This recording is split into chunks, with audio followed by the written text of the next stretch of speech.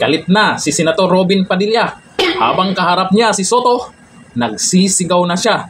At bandang huli, mukhang natakot si Itbulaga dyan ah. Mukhang mahinahon siyang nagsasalita.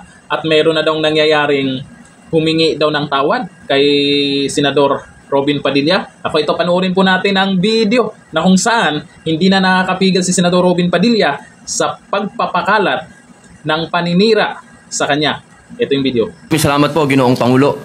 Nais ko lamang pong kunin ang pagkakataon nito bilang parlamentaryong pagsisiyasat po. Sana ganap po dito sapagkat, Ginoong Pangulo, ako po'y naguguluhan.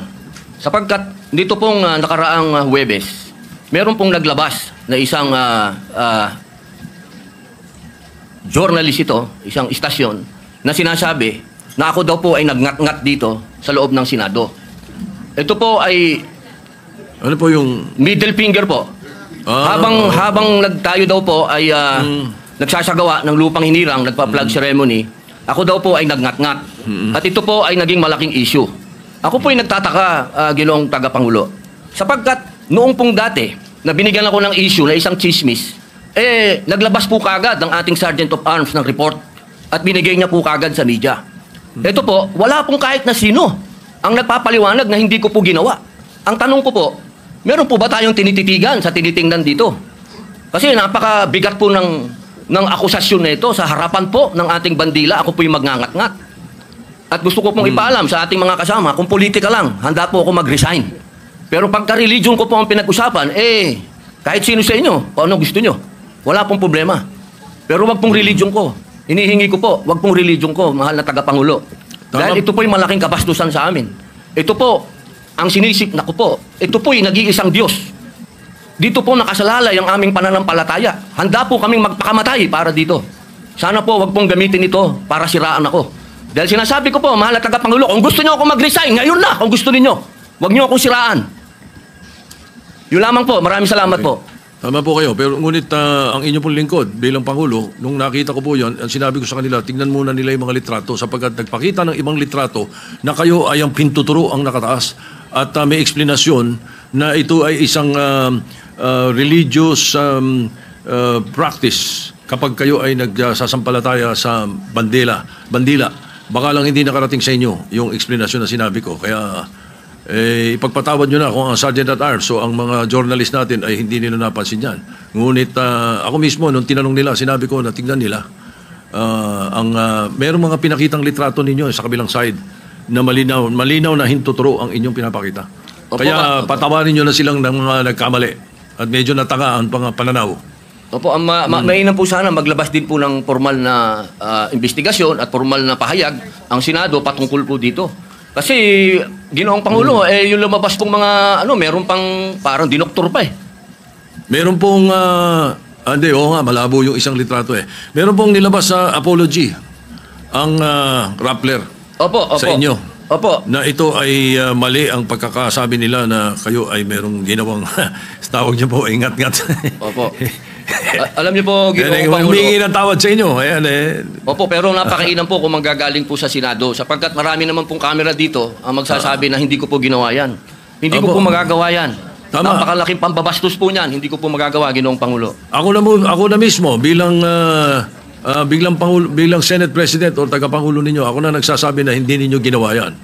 At tama yung mag-apologize sila sapagkat mali ang pinakita nila. Patawarin nyo na sila. Meron pang isa, merong naglabas din ng isang fake news na meron daw kumakanta rito ng Bayang Magiliw na pababoy. Papayagan ba natin mangyari dito yun? Hindi po totoo yun. Hindi nangyayari yun. Nandito kami at wala tayong nakitang nagkumanta ng Bayang Magiliw dito o ng lupang hinirang dito na mali. Kaya dapat nag-iingat ang ating mga netizens. Na ibang napakahusay ng mga netizens natin kung tutuusin Pero may mga ilan nakakasingit talaga ng mga fake news na ganyan. Siguro masyado na kayong popular kaya kayo pinag-initan. Maraming salamat po, Ginoong Pangulo. Wala po nga naman. Yes, Senator De La Rosa. Before we recognize Senator Bato De La Rosa, if he gives me the chance to help our distinguished colleague, Senator Robin Hood Padilla, kung gusto niya po, siya naman po ang chairman ng Committee on Public Information. We can refer his manifestation to his committee and he can look deeper into it. Kung okay sa kanya. Opo. kung yun po ang mamarapatin at pinakamaganda, opo. Maraming salamat po, opo, Pinuno Mayor Yang. Alright, so At any least- objections? Yes, kasi Mr. President, he can also invite PRIB because the PRIB of the Senate, pag may mga ganyan, pag lumabas ka agad, pwedeng i-counter ng PRIB. Hindi na maghihintay po si Senator Robin Hood Padilla na i-stop pa niya magka-counter. Pwede nang i-counter agad kasi mayroon ng mga record ng PRIB, Your Honor. So, if it's okay with the good chairman of the Committee on Public Information, then I so move, Mr. Chairman, that we refer his speech to his committee. Alright, any objection? Chair hears none. The speech or the manifestation of the senator from Mindanao be referred to the Committee on Public Information and Mass Media. Senator De La Rosa is recognized. Thank you, Mr. President. Mr. President, since nabanggit mo na lang na yung pagpangalaga sa lahat ng miyembro ng Senado ay isang tungkulin ng Senate President. I just would like to bring to the attention of the Senate President. I came across with the news na when the Senate President was asked by a certain Christian Esguerra regarding the minority taking up the question about the custody of Bryce Hernandez. Ito po ang sagot ng ating Senate President, which I find it very, very, very sad because being the Senate President, we hope that you are going to take care of not only the majority, because you're not the majority leader, you're the Senate President, and we hope that the majority and the minority will be taken care of by the leadership of the Senate. And if I quote your answer, Mr. President, gimmick yan ng minority. Hindi ba nila naiisip na baka si Martin Romualdez ang tuta ko? Makabintang sila porque pinagbigyan ko yung TRICOM, tuta na ako. May ginawa ba akong illegal? Yung request ng House of Representatives, illegal? Hindi. Ang gusto ninyo, awayin ko yung House of Representatives on day one. Mamatay sila sa sama ng loob. So, malungkot lang ko ito, 2 punto, Mr. President. Unang-una, yung mamatay sila sa sama ng loob. Kami, Mr. President, hindi mo po kami mapatay sa sama ng loob dahil hindi na po masama ang loob namin dahil tanggap na namin na kami ang minority. Ang kinasama lang ng loob namin is bakit kailangan pang patayin kami sa sama ng loob? Hindi na po masama ang loob namin. Tanggap na namin na kami minority. At pangalawang punto, Mr. President, gimmick lang ng minority yan. Ang Senado po, hindi po ito noon time TV show na puro gimmick ang ating titik up dito. Kami po ay nag-raise dito ng legitimate issues which requires legitimate attention. So, Mr. President, ako po ay nalulungkot which brings me to my parliamentary inquiry, Mr. President, na yung si Bryce Hernandez, yung kanyang custody was transferred, physical custody, I'm talking about physical custody, was transferred from the Pasay City Police Station to the Senate Sergeant at Arms room. Through yung from correction, from Camp Crame to Pasay, it was done through plenary action. Now, lately we heard that he was again transferred from Pasay to the Senate without plenary action. This is my parliamentary inquiry. Kung is a parliamentary action can be subverted by an action which is not a parliamentary action? Yun lang tanong ko. Matter of procedure lang, Mr. President. Dahil kung ganun, kailangan klaruhin natin yung ating rules. Thank you, Mr. President. Before I recognize the majority leader to place on record the recommitment of Mr. Hernandez, when I said mamatay sila na sama ng loob, we were addressing the trolls. Because it was the trolls who were saying something to that effect. Na misunderstood nila completely. No? I'm not supposed to do this. I'm not supposed to answer you here in the rostrum, but I cannot help but do that because you took the floor and parang sinisita mo yung Senate President, which is very unparliamentary. But nevertheless, I will answer you. Ano? Like, for example, yung sinasabi nila na sumunod daw ako kay Martin Romualdez. Just because I mentioned that Martin Romualdez called me, does not mean that ako'y sumunod sa kanya. The request was coming from the House of Representatives. And the request was to retain Hernandez in Congress. At doon ako hindi pumayag. Is that being tuta? So you cannot help but also think na sasama ang loob ko pag binabibintangan ako ng salita. Hindi po ba? So ayun, anyway, mabuti na yung masagot natin yan. At sinasabi ko sa kanila, yung mga trolls, yung mga sinasagot namin. Ngayon, to answer the issue of Mr. Hernandez, the majority leader may read the recommendation or the recommitment of Mr. Hernandez to the Senate custody. Yes, Mr. President. Mr. President, with the permission of the body, we made a study on the action that transpired the last 2 days on the recommitment of Vice Hernandez dito po sa atin sa Senado. To put on record, this is how it transpired. Last week, it was requested by, of course, the House of Representatives that we detain him in the House of Representatives. Hindi po kayo pumayag. Ang sabi nyo, kung ganun po ang gusto ni Hernandez kasi ayaw nyo pong bumalik dito, ang sinabi mo, hindi pwede. Dapat neutral and safe area doon po sa PNP Custodial Center. So nagkaroon po tayo ng debate dito dahil it was our distinguished colleague, Senator Marcoleta, who raised the issue that why was he put in the PNP Custodial area and not to the Senate Detention Facility, which was seconded by many of the members of the minority. A debate ensued. After the debate, I asked for a minute suspension and we all suggested na sa Pasay City Jail na lang po dahil malapit po sa Senado. Pero let's not forget the fact that originally, the position of the minority was to bring him back to the Pasay City Detention. It was only I who made the recommendation during the break that we keep it in Pasay City Jail because I approached the minority and you all agreed to my recommendation. And then after we started the session once more, the motion was done by the minority, graciously done by the minority, to move him instead to the Pasay City Jail. But upon consultation of the chairperson of the Blue Ribbon Committee, Senator Lacson, the Senate President granted the request as the chairperson of the Blue Ribbon Committee requested that he be brought back to the Senate, which was really, yun talaga ang posisyon ng gusto ng ating minority at the time, para wala ng gulo, pumayag po kayo na dito na lang sa Senado. At may request na rin po, for the record, may sulat po si Bryce Hernandez, ang abogado niya, na ibalik siya dito at yan po ay confirmed sa kanilang hearing this morning for his writ of amparo before the Pasay City Regional Trial Court. Sinabi po ay doon na lang po ako sa Senado ilagay. So, the Senate President acted on the request na gusto ibalik na lang po dito. Tayo naman po ang may kustodiya niya sa kanya. At as a matter of fact, while watching the press con of our distinguished colleague, Senator Marcoleta, nung tinanong sa kanya, sinagot po ni Senator Marcoleta ay tama naman po yan, dapat talaga dito siya sa Senado kasi tayo po ang may kustodiya. Sinabi po ng ating mahal na senador yun. So we also pursuant to Article 6, Section 6 of the rules of the Blue Ribbon Committee, which states, a witness cited in contempt may be ordered to be detained in such a place, be designated by the committee or concurrence of the Senate President by either detention order or commitment order. And under the commitment order, wherein the witness cited contempt refuses to produce documents required of him and her, or to be sworn or to testify, or maliciously evades or misleads the committee, or otherwise purge himself or herself of that contempt, may be ordered to be committed to any jail or prison facility upon recommendation of the committee through the chairman or the concurrence of the Senate President. So in this case po, the chairman had requested that he be brought back to the Senate for detention. It's not a violation of any rule, Mr. Chairman. Mr. President, thank you.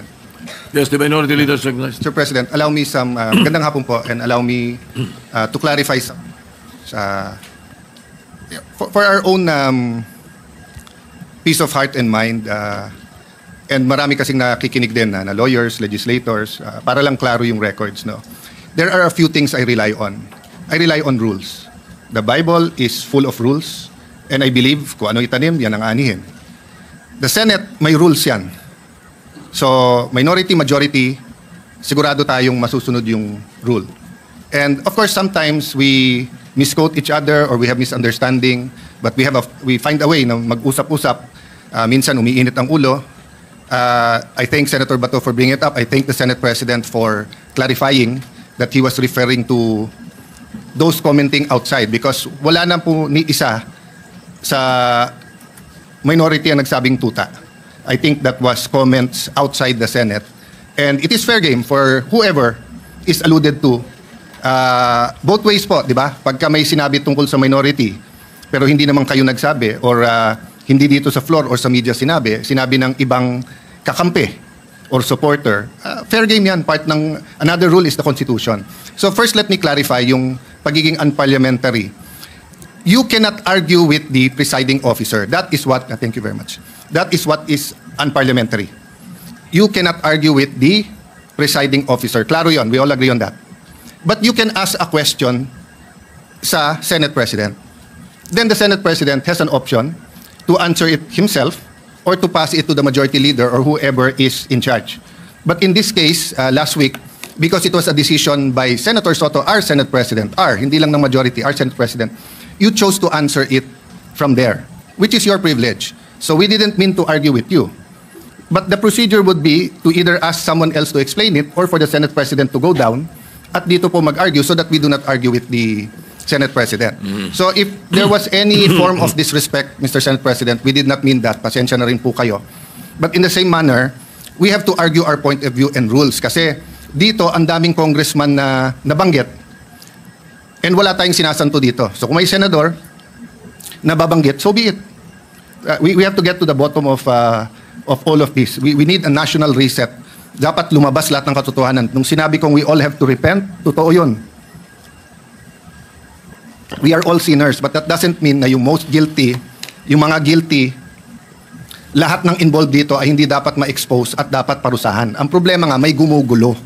At kung ikaw ang mastermind, guguluhin mo to.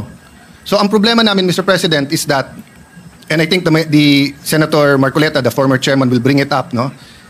Wala pa tayo dun sa state witness, Nandun pa lang tayo sa protection of the witness, sa mga diskayas. Pero lumipat po tayo dito sa Assistant DE. Nagulat po kami kasi nga, hindi binalik sa Senado when he was still chairman. And Majority Leader, just to be concise, I'll read the... Yan kasi, pag wala na kayong maibato doon sa tao para siraan siya, eto, yung ginawa nyo, yung relihiyon na niya. At yung iba naman, pinapakalat ka agad. May vlogger din, naping-ina. Ay hindi, kakamping pala. Na talagang sinasabi niya ang bastos daw ni Senator Robin Padilla sa Senado habang kumakanta ng lupang hinirang, na ganun yung ginagawa. Naku po, sila mismo, karamihan mismo alam na itong ginagawa ni Senator Robin Padilla. Dati pa, napag-usapan na yan nung bago pa lang siya sa Senado. Ngayon, ibinalik na naman. Yung iba, maang-maangan, kahit alam na nila kung ano yung ibig sabihin yan, maang-maangan, sasabihin, bastos daw. Naku po, kung wala na kayong pwedeng gawin para siraan si Senator Robin Padilla dyan sa kanyang pagiging senador, huwag nyo nang idamay yung paniniwala niya. Hindi lang naman siya ang sinisiraan nyo, hindi lang naman siya ang binastos nyo. Mismong mga kapatid nating mga Muslim. Diba? Ito, ang sabi po ng mga netizens dyan sa inilabas na sama ng loob ni Senator Robin Padilla. Ayan, nataasan ng boses si Soto Mukhang umano si Soto, mukhang biglang bumait Sabi ni Ray Sata, yan lang kasi ang pwede nilang itira sa kanya. Wala kasi silang maibato sa kanyang korupsyon dahil nanalo yan na hindi gumastos ng malaki at sariling pera kaya walang pinagkakautangan na loob ng mga sponsor. Yan yung ganyang senador na hindi nyo mabatuhan, hindi nyo maanuhan ng yung korupsyon. Nako, sabi ni Aris Riason, pag religion at pananampalataya ang pinag-uusapan, iba na yon. Buhay at kamatayan ang nakakataya. Kahit ako, bubuhos ang aking emosyon sa galit. Kahit sino naman hindi naman kasama kung ano yung paniniwala mo o anong relihiyon mo dito sa sa usapin ng politika. Ito nga lang ay isang paninira din. Pero sana may ginawang aksyon po itong Senado kaagad. Kaya masama ang loob niyan. Yung Senador Robin Padilla, mayroon siyang gustong, kumbaga nung inilabas yan, kasi hindi naman yan maliit na bagay lang. Paninira yan sa paniniwala niya. Pero parang parang ewan ko lang dito kay Senador Soto talaga. Sabi ni Susan Celerio, dapat sa'yo Soto, mag-school bukol ka na lang. Naging magulo ang Senado simula nang bigla mong pinalitan si Senador Marcoleta. Ay hindi po, si Senador Chis Escudero yung pinalitan niya. O sabi po ni Tabana G4, tama po kayo Senador Robin, huwag nyo palampasin yung Rappler na yan Senador Robin para hindi na pamarisa ng iba. Palagi nang ginawa yan, Rappler at sa mga bias na mga journalist. Tapos sasabihin, sorry lang. Yun lang. Di ba pag sa journalist, bago nila maipost yan, di ba meron pa yung mag-check, mag-i-edit, i-confirm kung totoo ba o hindi. Basta-basta na lang sila magpo-post ng mga ganyan masiselang balita na hindi kino-confirm. Tsaka marami na rin nakakaalam niyan noon pa. Diyan sa ginagawa ni Senator Robin Padilla, katagal-tagal na niyang ginagawa yan. Ilang taon na. Tapos, imposible naman na hindi alam ng Rappler yan. Talaga naman. Binalit nyo si Robin Padilla. O ngayon, sorry na lang. Pagkatapos magpakalat ng fake news, sorry na lang.